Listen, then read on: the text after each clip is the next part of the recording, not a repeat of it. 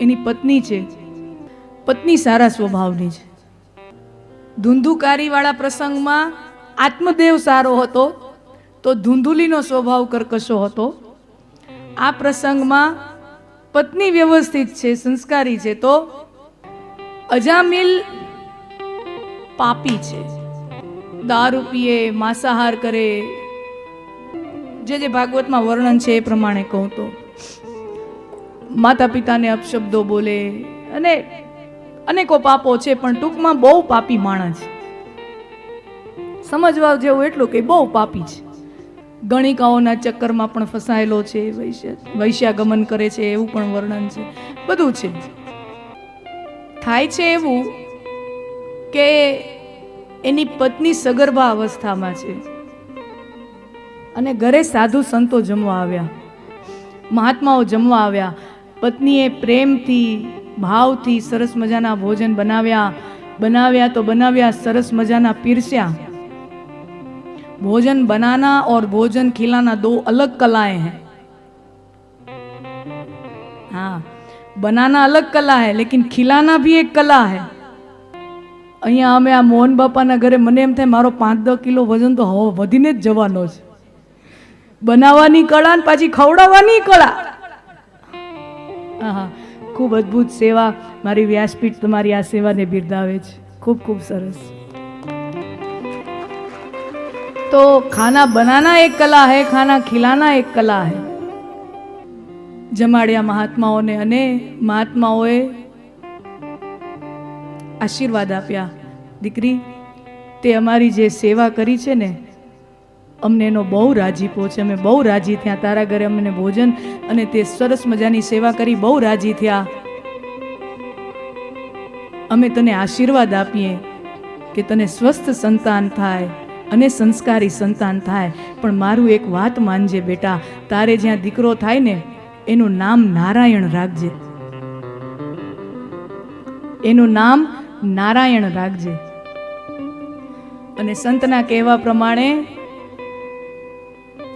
અજામિલની પત્નીએ એના દીકરાનો જન્મ થયો અને એનું નામ રાખવામાં આવ્યું નારાયણ.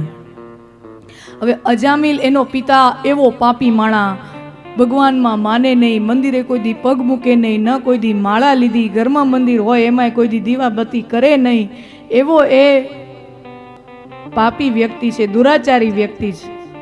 પણ ગમે એવો ખરાબ માણસ હોય, પોતાના સંતાનોમાં તો મમતા હોય ને.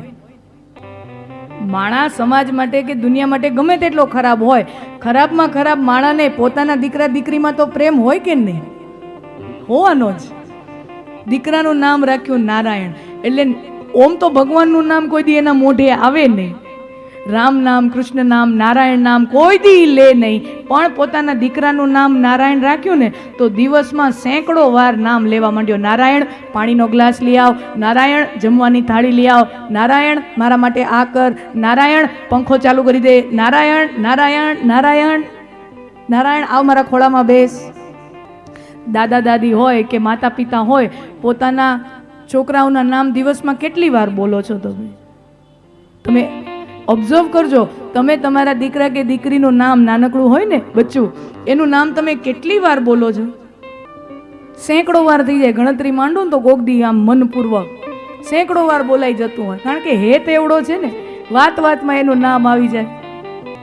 અજામિલ કોઈ દી ભગવાનનું નામ લે નહીં, પણ દીકરાનું નામ નારાયણ રાખ્યું ને તો દિવસમાં સેંકડો વાર નારાયણનું નામ લેવા માંડ્યો. આ જુઓ, સંતાનનું નામ સારું રાખવાનું ફળ કેવું સારું હોય છે. છોકરાનું નામ, સંતાનનું નામ ભગવાનના નામ ઉપર રાખવાના કેટલા ફાયદા છે. રિંકી મિંકી ટિંકીના કોઈ અર્થ ન થાય. પેલાના નામ કેવા હતા? જાદવ બાપા, મોહન બાપા, નારણ બાપા, પરસોત્તમ બાપા, બધા ભગવાનના નામ છે. હાલો, હું એમ માનું કે એ બધા નામ થોડાક ઓલ્ડ ફેશન છે. આઈ અગ્રી. હવે કદાચ કોઈને ઘરે છોકરું થાય તો એનું નામ એ પ્રકારના ન હોય. આઈ અગ્રી. એમ લાગે કે ના ના તો બહુ જૂનવાણી છોકરું આટલું હોય ને આપણને એમ થાય ઓહ આ તો બાપાનું નામ છે. દાદાનું દાદા જેવું નામ છે. સમજ્યા? પણ કોક દી તમે વિષ્ણુ સહસ્ત્ર નામ તો ઉપાડજો. તમે કોઈ દી લલિતા સહસ્ત્ર નામ ઉપાડજો. શંકર ભગવાનના સહસ્ત્ર નામ છે. આ બધાય ગ્રંથો છે ને ઉપાડજો. એની અંદર ભગવાનના 1000 નામો છે. અને એ એક એવું નથી કે થોડાક આવા મોટા મોટા કે જૂના લાગે એવા નહીં. આજના જમાનાના સરસ મજાના આધુનિક લાગે એવા સરસ સરસ લેટેસ્ટ નામ ભગવાન શ્રી કૃષ્ણના, રાધાજીના, દેવીના, માં જગદંબાના એવા નામ છે. એવા નામ છે. શ્રી કૃષ્ણનું એક નામ છે અચ્યુત. કેટલું મોડર્ન સાઉન્ડ કરે છે, સાંભળો તો ખરા. અચ્યુત. કોઈ બાળકનું નામ રાખ્યું હોય રાશિ એ પ્રમાણે આવતી હોય અચ્યુત. અને અર્થ પણ એક તો શ્રી કૃષ્ણનું નામ છે અને અર્થ પણ એટલો સુંદર કે જે ક્યારેય પોતાના પથમાંથી વિચલિત થતો નથી, ચલિત થતો નથી, ચ્યુત થતો નથી. એ અચ્યુત. જે સ્થિર છે એ અચ્યુત.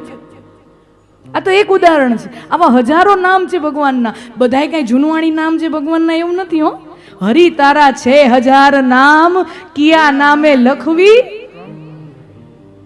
આ તો બની શકે કદાચ તમને હવે તમારા છોકરાનું નામ જાદવ કે પરસોત્તમ કે નારણ કે એવા રાખવા ન ગમે તો એવા લેટેસ્ટ નામ છે ભગવાનના.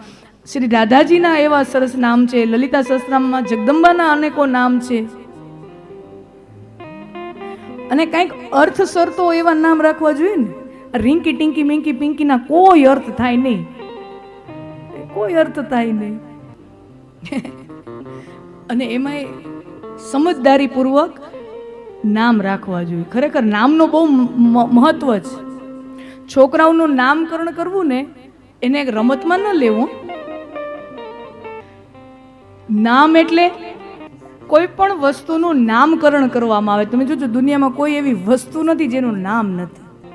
કોઈ પણ એવી વસ્તુ, આને ફૂગો કહેવાય, આને સ્પીકર કહેવાય, આને તકિયો કહેવાય, આને બટેટું કહેવાય.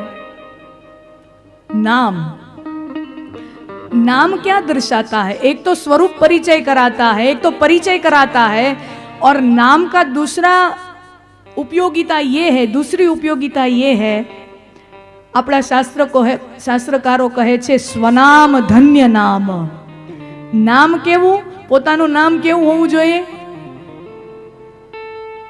ए आपणा जीवननुं लक्ष्य बनवुं जोईए. स्वनाम ધન્ય નામ. નામ છે એ વ્યક્તિનું લક્ષ્ય, એટલે એના જીવનનો એજન્ડા, એના જીવનનો ટાર્ગેટ, એના જીવનનો ગોલ હોવો જોઈએ. કોઈ વ્યક્તિનું નામ આપણે રામ રાખીએ છીએ, રામજી ભાઈ. કોઈ રામજી એટલે રામ. કોઈ વ્યક્તિનું નામ રામ છે, એનો અર્થ શું થયો કે રામ નામ રાખવાની પાછળ એના વડીલોની ભાવના એ હતી કે આના જીવનનું લક્ષ્ય રામ જેવા ગુણો મેળવવાનું બને. સ્વનામ ધન્ય નામ. XYZ કઈ પણ નામ હોય, એ નામનો અર્થ એ વ્યક્તિના જીવનનો લક્ષ્ય હોય, એ નામ છે. પાપી એવો અજામેલ 1000 વાર દિવસમાં પોતાના દીકરા નારાયણ નારાયણ નારાયણ નારાયણ કરવા માંડ્યો. અને અંત સમય આવ્યો, અજામેલનું આયુષ્ય પૂરું થયું અને શરીર છોડવાનું આવ્યું. ત્યારે વૈકુંઠના પાર્ષદો અજામિલના જીવને લઈને વૈકુંઠ પહોંચ્યા છે.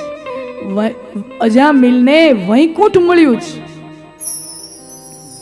મરતા મરતા આખો પરિવાર સામે ઊભો છે. છેલ્લી ઘડીએ અંતિમ સમયે પત્ની પણ છે, દીકરો છે, અને પોતાની છેલ્લી નજર દીકરાની સામે જોઈ અને પિતા અજામિલ આમ હાથ ઊંચો કરીને નારાયણ કરીને હિબકો ભરવા ગયા. ત્યાં છેલ્લો શ્વાસ ભરાઈ ગયો અને અંત સમયે મરતા મરતા પોતાના દીકરા નારાયણનું નામ લેવાણું તો અજામિલને વૈકુંઠની પ્રાપ્તિ થઈ એવું ભાગવતજીમાં સૂચન છે.